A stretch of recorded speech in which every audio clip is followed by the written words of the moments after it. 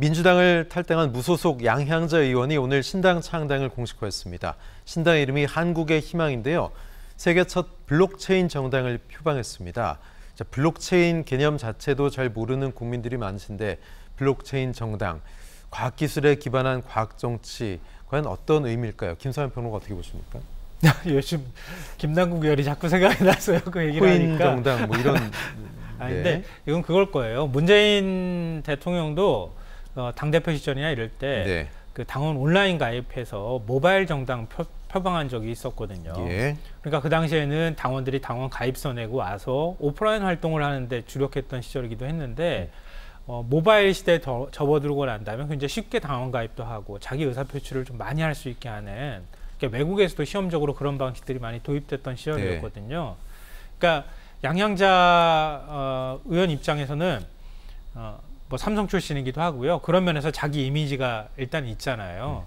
그러니까 그런 게 하나가 있고요. 또 하나는 뭐 블록체인 정당이라는 게 탈집권화, 탈중앙화를 내세우는 것이기도 하잖아요. 기술적인 측면에서 그러니까 당원의 의사를 존중하는 방식이라든가 또 이 어떤 한 사람의 구심력을 갖고 움직이는 정당의 형태가 아니라 여러 가지 단체라든가 아니면 사람들의 생각들이 다 이렇게 흩어져 있으면서 또 당이라고 하는 틀 안에서 막 같이 이렇게 의사소통하고 그런다고 하는 개념으로 일종의 이제 그렇게 네이밍을 한 거 아닐까. 일종의 네이밍 정치 측면에서 얘기했다고 생각이 됩니다. 네.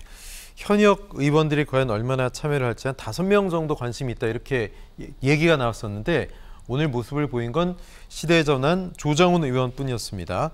자, 현역 의원 참여는 좀 미진한 상황인 것 같고 과연 신당 한국의 희망이 거대 양당 사이에서 말 그대로 희망을 보여줄 수 있을지 장 소장님 어떻게 보십니까? 약간은 지금 오늘 창당 준비위원회를 발족을 하면서 해놓은 여러 가지 모양새를 보면은 희망이 되게는 좀 부족해 보여요.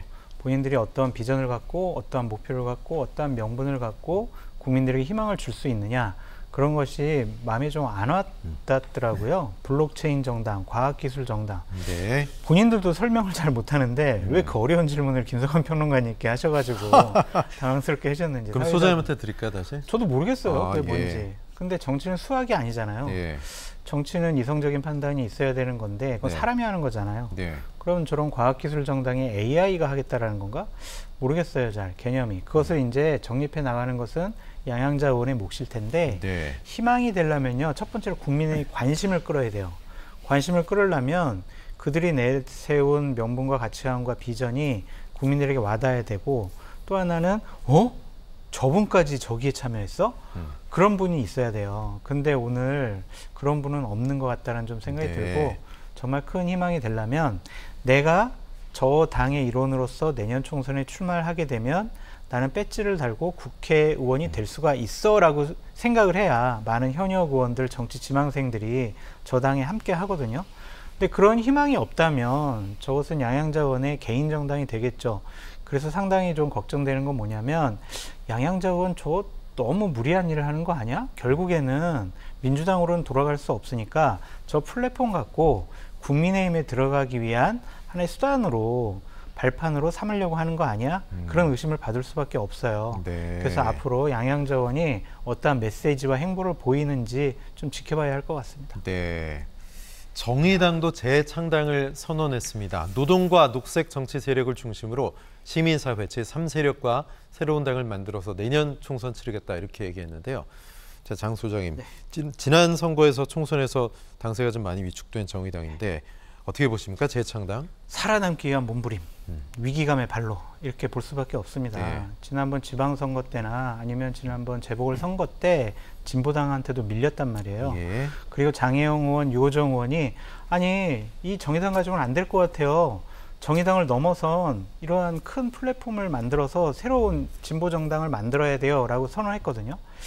정의당의 중심이 되어야 할 분들조차 정의당을 벗어나겠다라고 얘기한다라는 것은 정의당이 얼마나 지금 위기 상황인가를 보여주는 반증이라는 좀 생각이 듭니다. 그래서 저는 제가 봤을 때는 정의당이 기본적으로 내년에 이 상태대로 가면은 원내 정당이 되지 못할 가능성도 있다. 심상정 의원도 지역구에서 어떻게 될지 모른다. 이런 위기감이 있을 거예요. 그렇게 되면은 진보당에게 아니면 다른 제3정당에게 비례대표 국민들의 이제 득표도 뺏길 가능성이 높단 말이에요.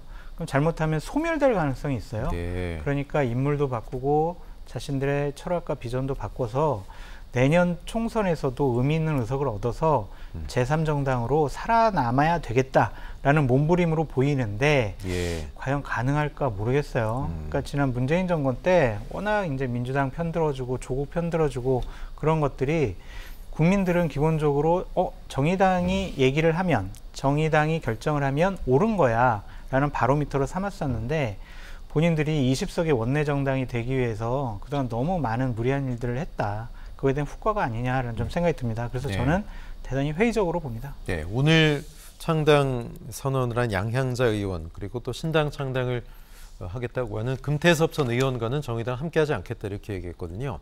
그렇다면 제3 정치 세력 범위를 어디까지로 규정할까? 재창당한다면 지금보다 더 나은 정의당, 더 많은 지지를 받는 정의당이 될까 궁금합니다. 김상훈 평론가 어떻게 보십니까? 글쎄요, 뭐 앞으로 어떻게 될지는 알 수는 없겠지만 정의당이 위기에 빠져 있는 건 뭐 분명한 것 같고요. 국민들한테 적지 않은 실망감을 주기도 했었고 또 정의당이 일종의 이제 정의당의 경우에는 정말 대표성을 가지고 있는 정당이 되어야 되거든요. 예를 들면 노동 세력을 대표하는 정당, 그리고 뭐 여성이나 페미니즘을 대표하는 정당. 네. 그러니까 이런 식의 어떤 대표성, 또 기후 환경을 대표하는 정당, 이런 모습들을 가져나가야 되는데 그런 상징성을 다 잃어버렸잖아요. 네. 그러니까 그걸 다시 회복하겠다 이렇게 얘기를 하고 있는 것 같은데 정의당 내부에서도 좀 갈등이 있는 것 같아요. 그러니까 지난주 토요일 전국이 열어가지고 나름대로 어떤 노선을 다시 한번 정리를 했더라고요. 원래는 자강파가 더 우세한 상황이었는데 그게 이정미 대표를 중심으로 한 세력들이 가지고 있었던 생각이었단 말이에요. 네. 근데 새 창당을 하는 쪽으로 좀 기울었더라고요. 새 창당을 하는 방향으로 전국에서 결정을 했어요.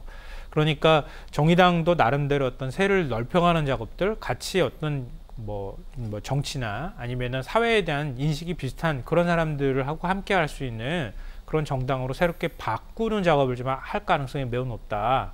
당명도 아마 제가 볼 땐 바꿀 가능성이 매우 높다 이렇게 생각하고요. 근데 다만 이제 다른 정당하고는 좀 처지가 달라요. 정의당은 기본적으로 당 지지율이 한 6% 이상은 나오는 정당이거든요. 그러면 정의당은 준연동형 비례대표제 현재 선거제도 개혁을 하지 않는다 하더라도 현재 제도라도 캡이 풀리기 때문에 47석 가운데 한 6-7% 정도의 당 지지율을 얻거나 아니면 10% 가까이까지 지난 총선 때도 9% 후반대를 얻었거든요. 그래서 5석을 받았단 말이에요. 그러니까 그거보다는 더 많이 받을 가능성은 여전히 있다고 저는 생각해요. 다만 이제 뭐 양향자 의원이나 금태섭 의원이나 이런 의원들이 오히려 더 제가 볼 때는 뭔가 정치 세력과 함께 하려고 하는 의지들을 갖고 움직이는 거라고 생각해요. 왜냐하면 최소한 한 5% 정도 지지율이 나와주면 3석 이상은 받을 수 있을 거라고 보이거든요. 그러니까 그 정도 의석만이라도 존재감을 충분히 가질 수 있다고 보이고요.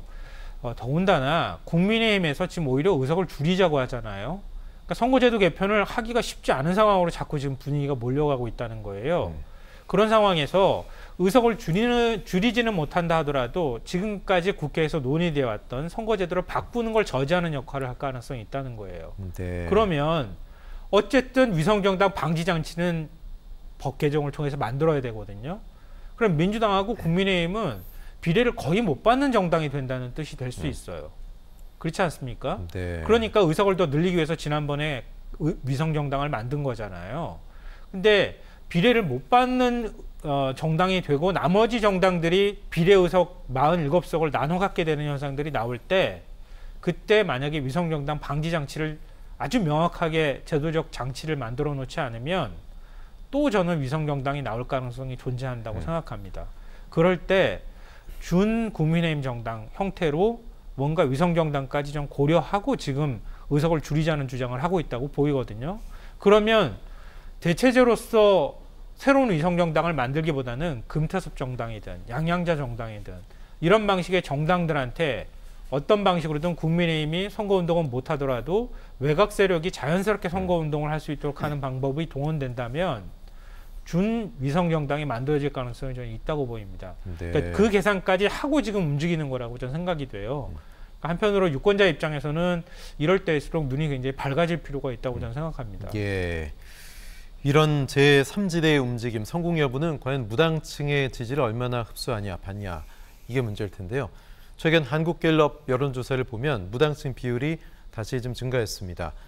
29%였다가 27, 27, 6월 4주째 29%로 올라왔고요. 국민의힘의 지지율이 더불어민주당의 지지율보다 4% 정도 가장 최근 조사에서 높은 상황이죠. 자, 무당층은 30% 가까운 무당층. 근데 저 무당층이 다시 3세력에 안착한다 지지율이 그렇게 보기는 또 어려울 수도 있고요. 다시 민주당이나 국민의힘 쪽의 지지를 투표를 앞두고는 선택할 수도 있다. 이제 이런 것들이 정치공학적으로 맞는 이야기라고 봐야 되겠는데 그만큼 매력적인 제3지대 무당층을 흡수하기 위한 정치 세력이 등장해야 된다고 보여집니다. 김성환 평론가 어떻게 보십니까? 그러니까 무당층을 흔히들 이제 양당의 불신이나 혐오를 갖는 사람들이 네. 뭐 저렇게 양당으로 지지 의사를 표출하지 않은 게 무당층으로 가있다 이렇게 얘기하는데요. 무당층 가운데서도 친민주당 성향을 갖고 있거나 친국민의힘 성향을 네. 갖고 있는 사람들이 있어요. 그러니까 마지막 선거가 가까우면 그쪽으로 결집하고요. 마지막 남은 한 10% 정도 안쪽에 있는 사람들이 어느 쪽 표를 찍느냐에 따라서 선거 당락이 좌우된다. 보통은 그렇게 얘기하거든요. 그런데 제3지대 정당이 아까 제가 말씀드렸던 것처럼 선거 제도의 허점이나 이런 것들을 기대하는 측면이 있고요.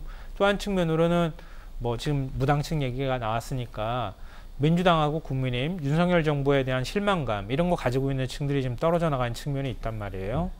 그러니까 그런 층들이 과연 제3지대에 있는 정당을 다시 볼 거냐 아니면 그래도 어느 한쪽으로 심판론에 쏠릴 거냐 아니냐 이거에 따라서 총선 결과가 달라질 가능성은 여전히 있다 이렇게 생각이 됩니다. 근데 뭐 그렇다 하더라도 선거 제도의 측면으로만 보면은 제3지대가 좀 더 활성화될 개연성은 저는 충분히 있다고 봅니다. 네. 그러니까 앞으로도 제3지대의 움직임은 당분간은 좀 이제 활발해질 가능성이 있다.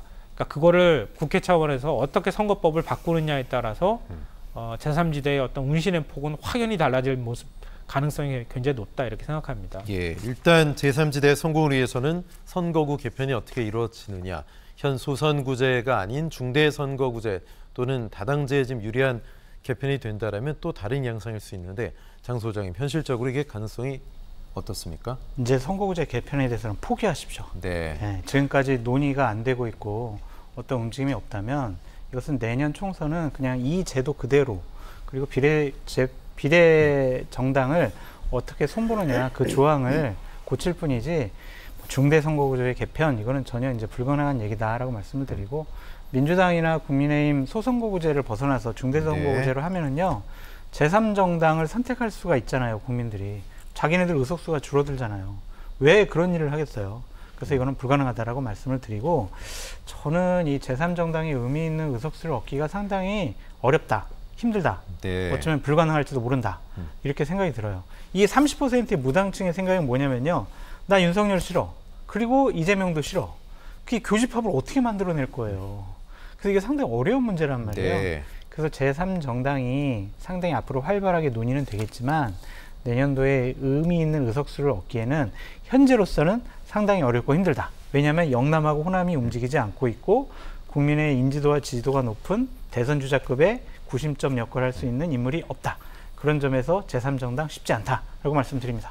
굉장히 명쾌하게 말씀해 주셨는데요. 선거제 개편 안 하면 부작용 또 나올 거예요. 아까 제가 말씀드렸던 것처럼 그걸 또 악용하는 사례가 생길 거고요. 그대로 유지하는 게 맞는가 이렇게 생각되고요. 정치가 문제 해결 능력이 없는 시스템을 갖추고 있기 때문에 사회 갈등이 이렇게 폭발하는 거거든요. 왜냐하면 나를 대표하는 사람이 없기 때문이에요. 그 대표자들을 만들어내는 게 바로 선거제 개편의 모습이기도 해요. 그러니까 그런 면에서 국민의힘이 뭐 의원 숫자 30명 줄이자고 오히려 역진하는 모습들을 보여주는 것은 매우 실망스럽고요. 그렇게 가버리면 국민의힘은 진짜 정권을 잡기 위해서 모든 걸 거는 정당일 수밖에 없어요. 그러니까 그걸 너무 쉽게 국민의힘이 협조 안 할 거니까 선거제 개편 안 이루어집니다라고 단정하지 말고 좀 정치권도 좀 더 노력하고 여론의 압박도 더 많이 필요하다고 생각합니다. 그러니까 포퓰리즘적으로 의석수 국민들이 정치권 싫어하니까 의석수 줄이겠습니다 이렇게 얘기하는 것은 매우 잘못된 접근이고요. 그렇게 해버리면은 진짜 국회의원의 특권만 늘려주는 거거든요. 네. 그러니까 그런 방식으로 국민의힘이 자꾸 기득권 유지하는 것은 좀 잘못된 방향이다라고 비판하고 싶네요. 예, 무당층의 마음을 제3지대 정치권이 흡수할 수 있을지 지켜봐야 되겠습니다. 두 분과의 말씀 여기까지 나누죠. 장성철 소장님, 김소환 평론가님 고맙습니다.